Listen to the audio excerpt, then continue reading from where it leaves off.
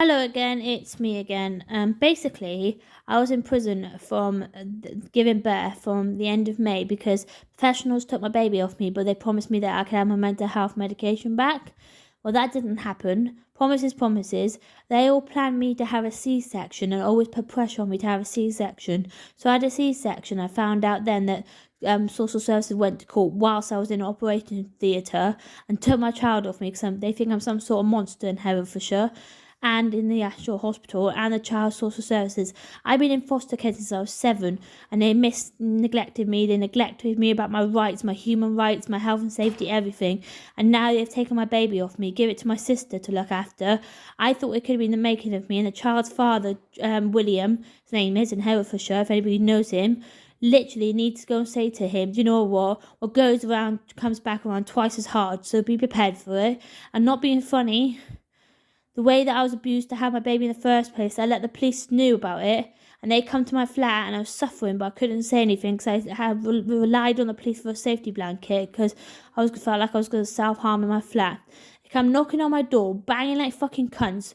Come in, so I could let them all in my flat, put a knife towards my neck. They restrained me on the floor. I spat, apparently. I didn't mean to spit at them. I spat away from them, and apparently my spit split and hit 2 male officers in the face. Been to prison because of it again, 6 months. The first time I went to prison was last year when I was pregnant because of what happened to me, and I was left homeless for 2 years from the Ministry of Justice Section 17 mental health care team that didn't care shit in Hereford, the CCG funding and social services as a social care team. And when I was in prison, I got assaulted by male officers coming into my cells and literally physically touching me up in my sleep. Because when I woke up, there was a male officer put his hand on my mouth, told me to shut up. Now, not being funny, they think they've got away with it at the prison, but when I get out of here with a history set for 10 years, they'll keep back. I will sort it out properly. Trust me. They put me in a mental health hospital because they're saying that I'm the one that's gone mad. They're the ones that gone mad. They're the ones that made me into this bad person that I am apparently.